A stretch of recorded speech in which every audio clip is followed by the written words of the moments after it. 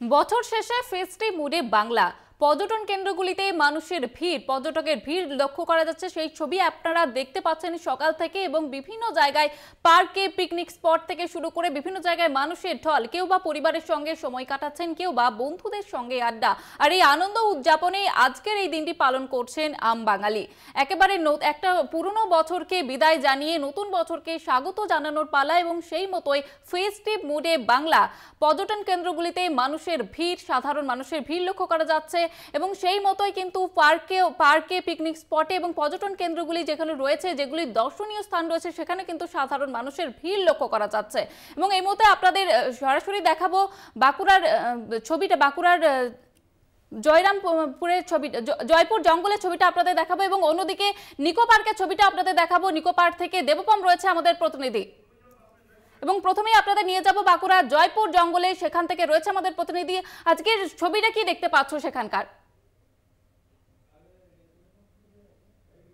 একেবারে দেখাবো, আমি রয়েছি সুন্দরী জয়পুরের যে জঙ্গল, সেই জঙ্গল লাগোয়া যে রিসর্ট রয়েছে, সরকারি রিসর্ট, সেই রিসর্টের মধ্যে আমি দেখাবো যে এখানে কিরকম মানুষজনের ভিড় জমেছে।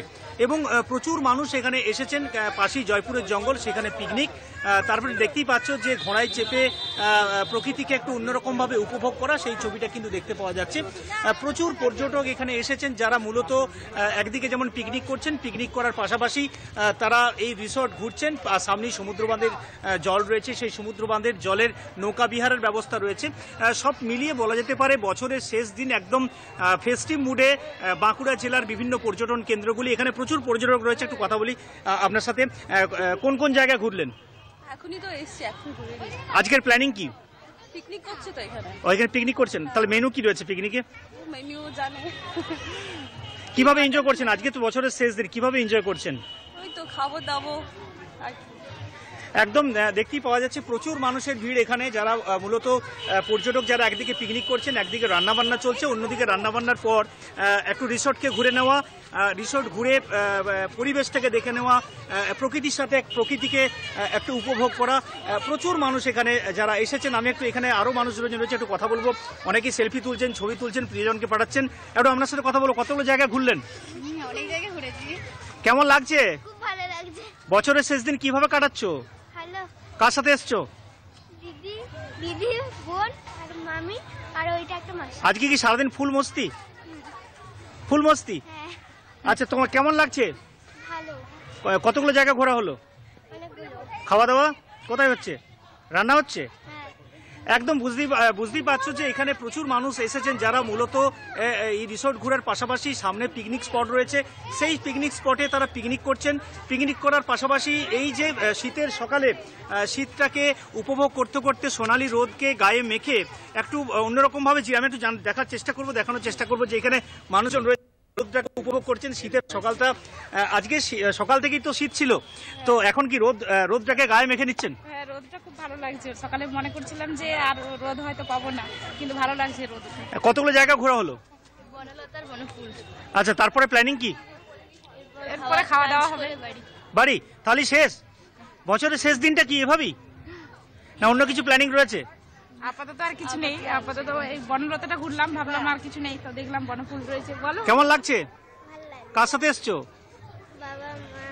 কেমন লাগছে? খুব ভালো লাগে। খাওয়া দাওয়া করেছো? না, এখনো হয়নি, রান্না হচ্ছে। একদম বুঝতে পারছো, একদম ফেস্টিভ মুডে সেটাই দেখতে পাওয়া যাচ্ছে। কারণ এখানে যারা পর্যটক এসেছেন তারা সকলেই কিন্তু একেবারে ফেস্টিভ মুডে রয়েছে। এবং তুমি আমাদের সঙ্গে থাকো, এই মুহূর্তে আপনাদের দেখাবো নিকো পার্কের ছবিটা, সেখান থেকে সরাসরি রয়েছে আমাদের প্রতিনিধি দেবপম। আজকে ছবিটা কি দেখতে পাচ্ছ? মানুষের ভিড় কিরকম লক্ষ্য করা যাচ্ছে?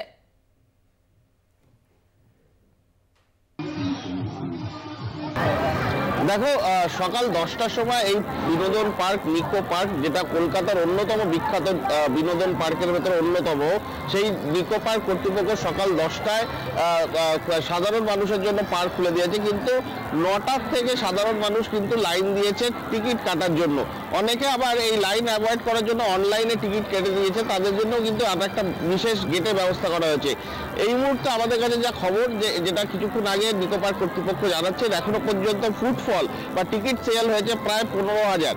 এবং তাতেই বুঝতে পারছো 8 থেকে 80 সকলেই এই বছরটার শেষ দিনকে চুটিয়ে উপভোগ করতে এই বিনোদন পার্কে এসছে। এবং এই বিনোদন পার্কে আসার অন্যতম আকর্ষণ বেশ কয়েকটি কারণ, টয় ট্রেন যেরকম আছে, রোলার কোস্টার আছে, এবং এখানেতে আইসক্রিম খেতে খেতে যদি পার্কটা ঘুরে দেখানো যায়, এবং বিভিন্ন অ্যামিউজমেন্ট পার্কে যে রাইডগুলো আছে সেই রাইডে চড়তে পারবেন তারা।